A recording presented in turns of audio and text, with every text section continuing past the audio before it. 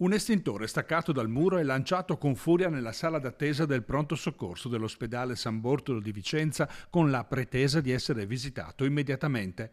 Il folle gesto ieri di un ubriaco che ha poi scaricato la sua furia contro gli infermieri ripropone oggi la questione sicurezza per i sanitari, quotidianamente al lavoro per la comunità, letteralmente in trincea. Ci troviamo di fronte all'ennesimo episodio di violenza all'interno di una struttura sanitaria, in modo particolare nel pronto soccorso che, ricordo, è uno dei pochi spazi a libero accesso delle strutture sanitarie.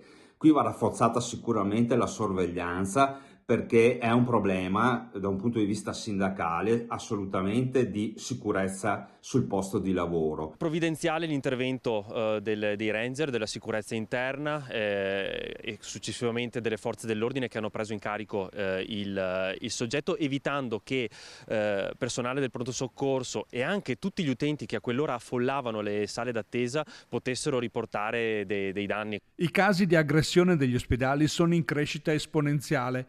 I dati aggiornati al 30 settembre in Veneto prevedono il raggiungimento di quota 2500 a fine anno. 4 anni fa erano solo 220 gli episodi denunciati. Se pensiamo che già operiamo in condizioni di carenze di organico e i nostri organici nei prossimi anni subiranno delle contrazioni importanti, questi fenomeni non possono che disincentivare le persone e gli studenti a iscriversi ai nostri corsi di laurea.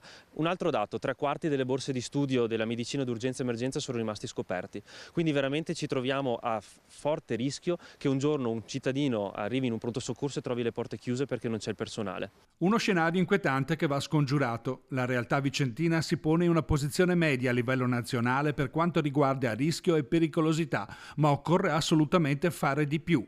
La presenza di un presidio fisso di vigilantes, ad esempio, si è rivelata una scelta opportuna. Ma non basta. Si tratta di promuovere leggi, una delle scorse, la 137 di ottobre, che è andata a inasprire le sanzioni per chi commette atti di violenza e minacce all'interno dei locali sanitari.